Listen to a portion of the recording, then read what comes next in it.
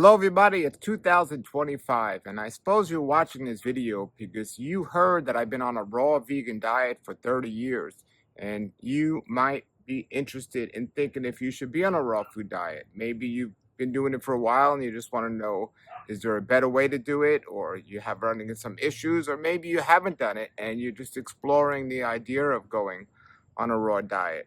The question isn't, could you do a raw food diet? The question is, should you do a raw food diet? In 2025, is a raw food diet, a vegan raw food diet, the best way to eat? And we have to take things into consider when we talk about what do we mean by the best way to eat. Each person has their own individual situation and own individual health challenges that they have to overcome. Without a doubt, the raw food diet, the living fruits and vegetables, are the ideal foods for our bodies. However, we've been conditioned in today's world to eat so much other stuff, and we've been conditioned to live in such an unnatural schedule. Can we sustain our lives happily and emotionally on eating only raw fruits and vegetables? Maybe some of you with some nuts and seeds. And we have the physical capability to do that. Mentally, it becomes much more of a challenge. Now, if we can't do it mentally and emotionally, or we choose not to, can we still achieve optimum health by eating less than 100% raw vegan diet? And not only do I suggest and say we can, I would suggest that people not go to 100% raw if they think it's going to add to an emotional challenge. So I like to do 100% raw vegan because I don't have the temptation of cooked food. I've lost all sensation of flavor and desire for cooked food. But even if I just have a little bite of a piece of bread or some potatoes or something else, those uh, behavioral emotional patterns will start to kick in, and the remembrance of eating those things will come back, and it'll make me more of a challenge to eat a good amount of raw food because I'm going to want the cooked food because of the emotional comfort that I got from the cooked food in the past. So for me, eating 100% raw vegan diet makes it easier than to eat anything less. Now, I surround myself, or have been surrounded for many years, with people that eat in a similar way that I eat, where it wasn't a challenge socially to eat this way. I have my own food that I grow, so it's not a challenge to get the food that I need. And I also have the information and the knowledge to make raw food recipes, so I don't have a challenge there.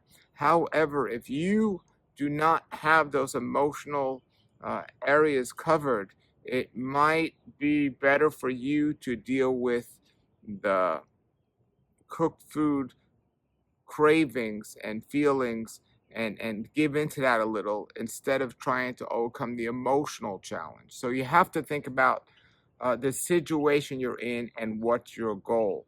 So for some people, it's going to be easier to go all raw than other people that it might not be easy to go raw. But regardless of what you do, there's two types of people. There's some people that just want to go overnight. They just want to switch. They want to do it, and they want to be successful at it. But then there are other people that'll say, okay, I'm slowly going to get into this. And I think that's the ideal way if you don't do it too slowly. If you go at a good pace where you continue to do better and better. So what I always suggest, and what I suggested in my book, The Raw Life, is to make a list of all the things you know you have to eliminate in your life in general to be healthy. And from a food and diet standpoint, there's going to be other things, but from a food and diet standpoint, you want to eliminate the processed food. That's number one. The ultra processed food has to go. And then after that, you want to eliminate animals and animal products. That should go. And then after that, you want to eliminate breads and processed grains. That should go. And then after that, you want to eliminate, and you continue to eliminate these things that are creating a challenge now. Some of you might try to do the harder things first. Smoking and drinking coffee might be something that's really hard for you. Some of you might want to save that as the last thing you give up. Some of you might want to give that up first. Some of you might not even want to give it up. So you have to come up with a plan before you execute it. Where do you want to be and what do you want to do?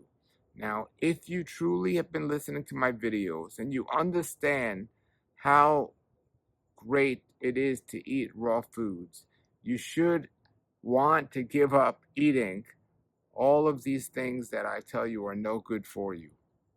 If you're not understanding or believing that these foods are no good for you, it's just going to make that challenge that much harder to actually go and execute your plan of eating more raw foods.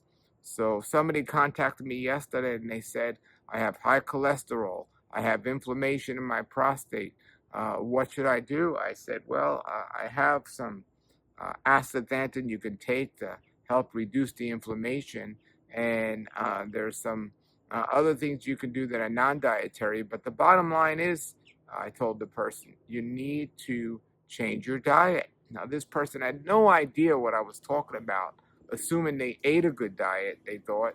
I said, if you were eating a good diet, you wouldn't have inflammation in a high degree in your prostate, and you would not have the high cholesterol. You wouldn't have these issues if you were eating the ideal diet.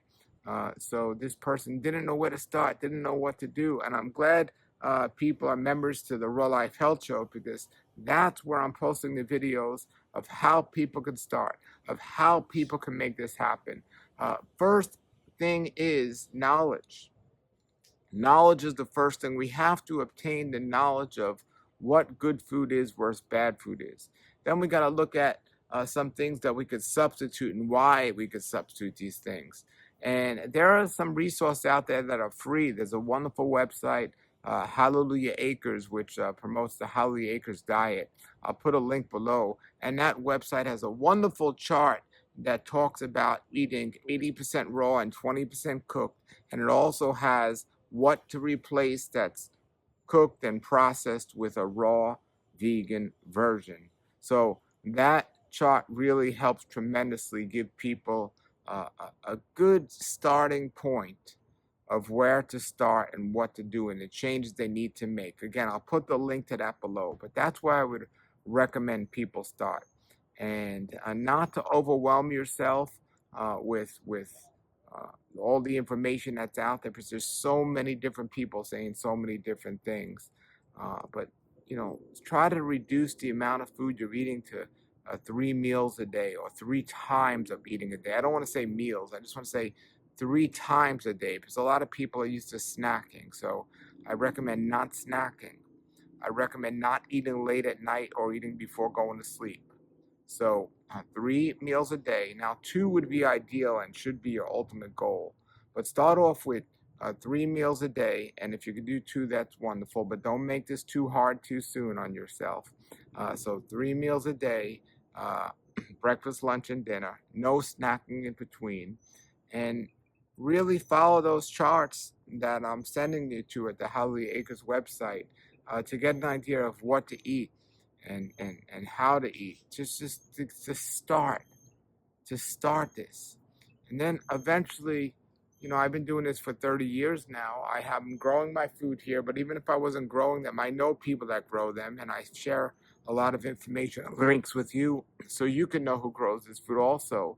And you can order the food if you're not growing it yourself, but I eat a fruit meal in the morning, and I have a salad meal in the afternoon, and that's it. And in my salad meal, I have some fats and some greens, and I try to get my significant amount of protein through my sprouts and my microgreens and my seed vegetables for my minerals. And my morning meal is more of a cleansing meal, which is just fruit. It keeps things pretty simple for the body, but yet still satisfying. And it helps me go and do what I have to do. And in my last meal, I don't eat that late. I don't eat it too late. I have at least 5-6 hours before I go to sleep where I haven't eaten anything. Now, to sustain that and the way I eat, it took me a long time to get there emotionally. And physically, I'm not going to go from eating one day McDonald's to eating a fruit meal and be satisfied. It takes time for your body to adjust and adapt. That's why I recommend a chart, the Howley Acres chart, which the link is below, to get started. So these are some tips of how to get started and why to get started and to prepare yourself to get started on a raw food diet. Thank you for watching this and being a member to the Raw Life Health Show. And get started and post your questions and comments, and I'll answer those as well. Until then, everybody, have a great day and a great raw life. Nature's wealth, good for your health. This is the Raw Life Health Show.